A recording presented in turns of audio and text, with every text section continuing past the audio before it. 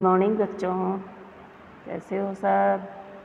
हमने पाठ 1 पढ़ा था सेकंड हिंदी का संज्ञा, दूसरा पाठ पढ़ा था लिंग। आज हम पाठ 3 पढ़ेंगे वचन। सबने किया पाठ 1 और पाठ 2 का काम। आप पाठ 3 पढ़ेंगे वचन नंबर। हम हिंदी पढ़ाते हैं वचन शब्द के जिस रूप से उसके एक या अनेक होने का बोध हो उसे वचन कहते हैं। हिंदी भाषा में वचन 2 प्रकार के होते हैं, एक वचन और बहुवचन।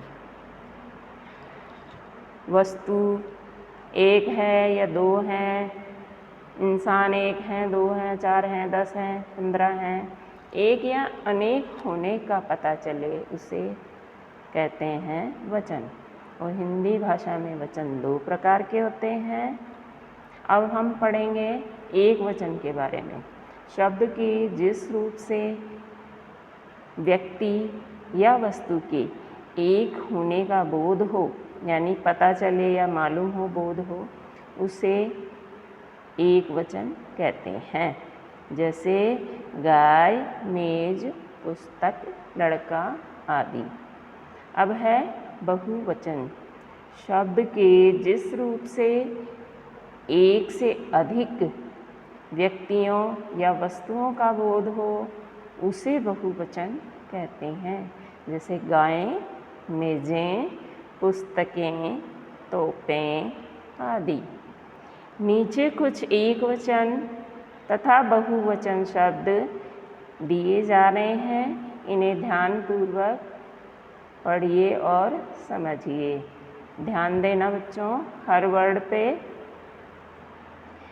लड़का, लड़के, बेटा, बेटे, कौआ, कौवे, पपीता, पपीते, पुस्तक, पुस्तकें, सड़क, सड़कें, गाय, गायें, आँख, आँखें, घोड़ा, घोड़े, चीता, चीते, गुब्बारा, गुब्बारे, बगीचा, बगीचे, भैंस, भैंसें, किताब, किताबें, तोप, तोपें,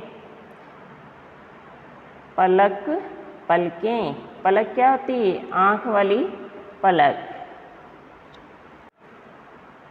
आगे है लड़की, लड़कियाँ, स्त्री, स्त्रियाँ, नदी, नदियाँ। मात्राओं पे जरूर ध्यान दीजिए बच्चों। एक वचन में बड़ी मात्रा होती है, लेकिन जब बहुवचन बनाते हैं मात्राएं छोटी ई है वो बन जाती हैं, तो ध्यान देना इस पे। टोपी, टोपियाँ, घटा, घटाएं, गुड़ियाँ, गुड़ियाँ, नारी, नारियाँ, गाड़ी, गाड़ियाँ, साड़ी, साड़ियाँ, ताली, तालियाँ, कला, कलाएं, चिड़िया, चिड़ियाँ। अब है अभ्यास। प्रश्न नंबर 1 है वचन किसे कहते हैं, ये कितने प्रकार के होते हैं। पाठ जहाँ शुरू होता है अपने शब्द की जिस रूप से उसके एक या अनेक होने का बोध हो उसे वचन कहते हैं। फिर आप लिखेंगे हिंदी भाषा में वचन 2 प्रकार के होते हैं। नाम लिखेंगे एक वचन, बहुवचन। समझ में आया। प्रश्न नंबर 2 है एक वचन से आप क्या समझते हैं। इसके 2 उदाहरण दीजिए। एक वचन वाला जो दिया हुआ डेफिनेशन उसे लिखना है आपको। परिभाषा लिखनी है पहले। शब्द के जिस रूप से व्यक्ति या वस्तु के एक होने का बोध हो उसे एक वचन कहते हैं। जैसे गाय, मेज आदि। 2 पूछे हैं तो 2 लिखेंगे आप। प्रश्न नंबर 3 है बहुवचन से आप क्या समझते हैं। इसके 2 उदाहरण लिखिए। अब बहुवचन वाली लाइन देखो।